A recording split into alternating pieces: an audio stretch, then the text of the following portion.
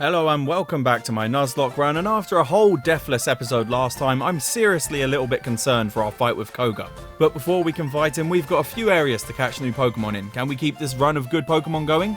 I bloody doubt it, to be honest with you. I decided to head down to Route 12, which is another way of getting to Fuchsia City, and it has Pokemon I can catch.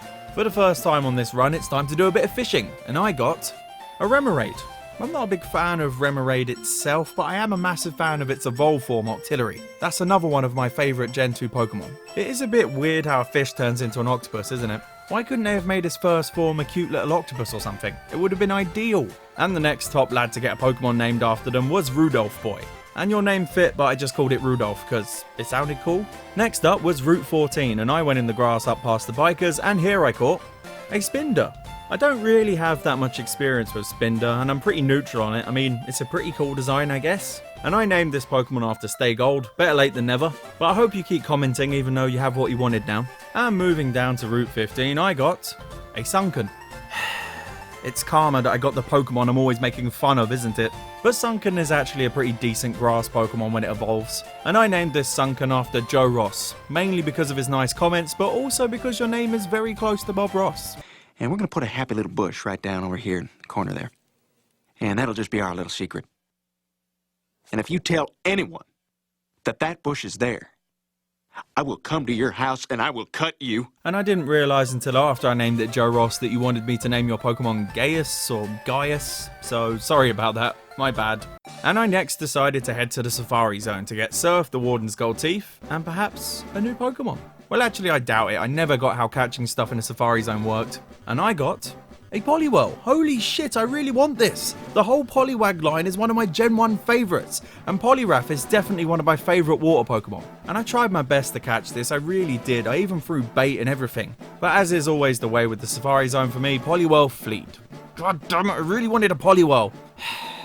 And much like the arrow puzzles in the Rocket Base, I just seem to have how to get through the Safari Zone committed to memory.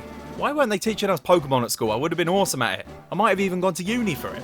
I mean, there's plenty of degrees that are as useless in the real world as Pokemon, so why not? Either way, you'll end up working at Tesco. With the Warden's Gold Teeth and Surf in hand, it's time to leave the Safari Zone, and I gave Surf to Santana, and it's actually a pretty beast move in his hands, definitely the best HM move. Here's your gold teeth, old man. Can we just quickly stop to ask the question that I've always wondered? Why the fuck does this old man have a full set of gold teeth? What is he, riffraff? Thanks for those, Sonny. I needed those for my hot new mixtape I'ma be dropping next year under my rap name, Warden G. Safari Zone Fire, coming to a store near you. And believe it or not, there's actually still some Pokemon to catch. I went down to Route 19 below Fuchsia City for a bit of fishing, and the Pokemon that showed up was a Quillfish. A Pokemon I'm again pretty neutral on, but it looks kinda cool. But it's really a shame that it doesn't evolve. And I named this poison fish after Alan Zek. I think that's how you say it.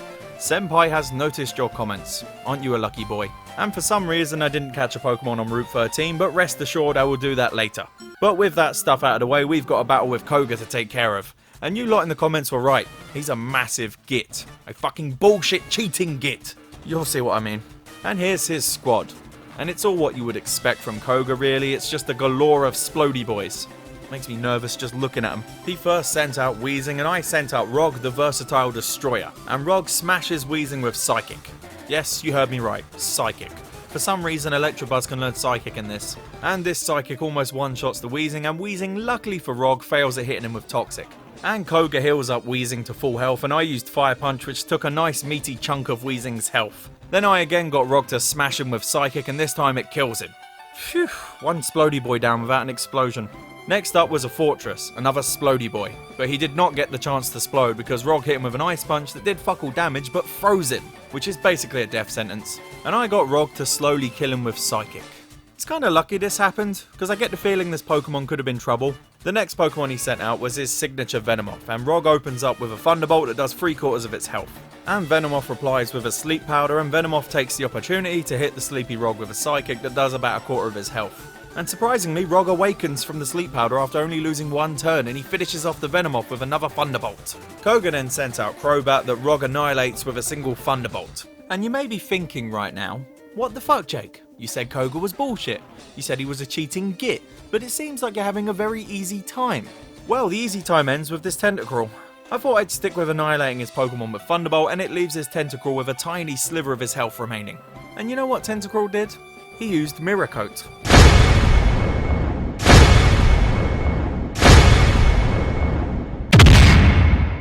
What the fuck was that? No, Rock! That was absolute bullshit. He was a gnat's erection away from death. Brett, make this cheap son of a bitch pay for what he did. Oh, you think a Hyper Potion will save you from Brett's fury? You would be wrong. Body slam this bitch, Brett. Oh, you're still alive, are you? Well, not for much longer. Body slam him again. Die crushed under Snorlax's blubber, you absolute cunt biscuit. Oh, you got one more Pokemon, do you? I'm gonna kill this too. How dare you paralyze Brett? Brett, brick break this bitch. I was expecting that to hit a little bit harder. Christ, I didn't think Thunder would do so much damage. Thanks for ruining my Death Rage ranting, Electrode, you big ruddy bastard. Better switch Brett out. I don't want more deaths today. Go, Felsbrocken, make Koga pay for what he did to Rog. Of course he fucking uses a full restore, doesn't he? Stop slowing down my post-death rampage. Take that, and this. Or not. God damn it, Felsbrocken, get some glasses or something. Let's use a more accurate crunch. Die hard, you prick. I can't believe I'm saying this, but let's pay respects to our boy Rog. I never thought this day would come. I mean, I didn't even know what Mirror Coat was until this happened. I looked it up after this happened, and it's basically counter but psychic.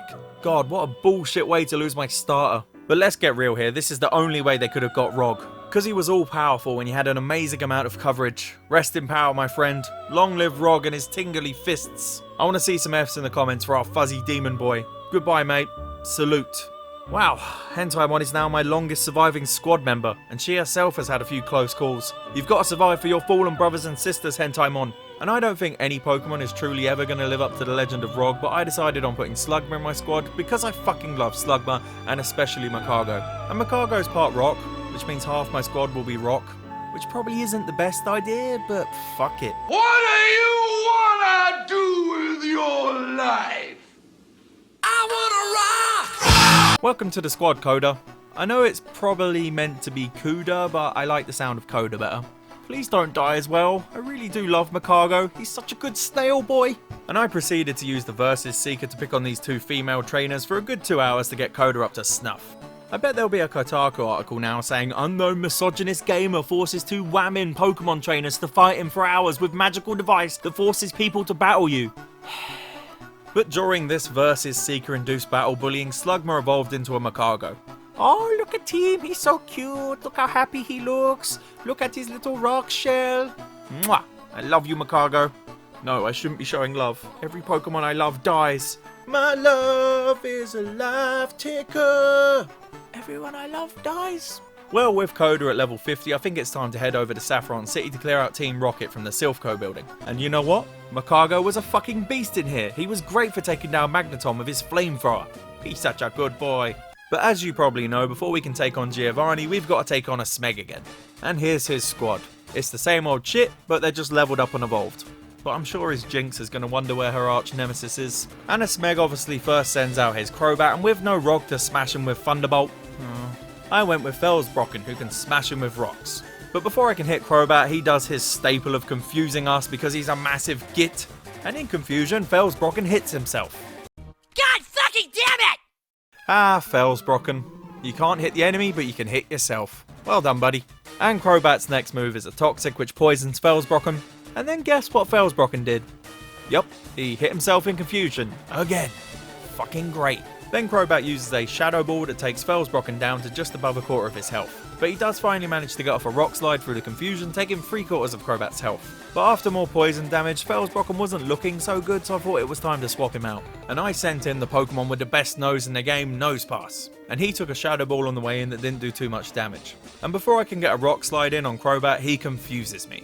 For God's sake, he's such a jammy git. But luckily for us, I, through the confusion, got off a Rock Slide, killing the Crobat. A Smeg sends out his Houndoom and I left Nosepass in because I thought he could deal with it. But before Nosepass can get a hit in, he gets smashed with a Crunch that takes him down to about a quarter of his health. And thankfully I again, through the confusion, get a Rock Slide off that kills the Houndoom on a lucky crit. Well done, Nosepass. Next up was Ampharos, and with Nosepass very injured, I figured it would be a good time to switch him out. And I sent in our number one bulk boy, Brett, to take care of Ampharos. He takes a surprisingly damaging Thunderbolt on his way in, but it's still only a tiny dent in his massive bulk. Before Brett can get his first strike in, Ampharos again hits him with Thunderbolt, which takes Brett's health down to just over half. And Brett hits Ampharos with a Brick Break that only does about a quarter of its health. And Brett gets paralysed in the process, which isn't great. Brett takes a third Thunderbolt, which gets his health pretty damn low, but Brett manages to kill the Ampharos with a Body Slam. He then sends out Alakazam, and considering how injured Brett is, I decided to use the Snorlax classic of using Rest. And I have Snore, so I used that while Snorlax is asleep, and Alakazam, instead of trying to attack me, just kept using a move called Trick, that kept failing. And Brett just murdered him with 2 Snores. And by the way, that Trick move just swaps your Pokemon's items. God knows why he kept doing that. And the last Pokemon is of course Jinx. Jinx, Jinx, Jinx, Jinx, Jinx. No, I'm sorry Jinx. Rog died recently. Jinx, Jinx, Jinx, Jinx, Jinx. I'm sorry he's not here to kick your ass, Jinx. But Brett will definitely step in. Jinx first uses Psychic on our Sleepy Boy, which does a little bit of damage. But as if on cue, Brett wakes up to Body Slam the Jinx, doing 3/4 of its health. But before Brett can finish her off, she finally hits with a lovely kiss. Ugh. Rog used to always skillfully dodge her attempts at sexual assault. Poor Brett. But Jinx really picked the wrong boy to put to sleep, because Brett kills Jinx with his mighty Snore, bringing this rival fight to a close. Well, this is a good time to bring this episode to an end. Rog may be dead, but he is not forgotten. I still can't believe he's gone. Goodbye, buddy. Please don't forget to give this video a like and leave a comment in honour of the late great Rog. Next time we'll be taking on Giovanni and Sabrina, and as always, thank you for watching and I will see you later.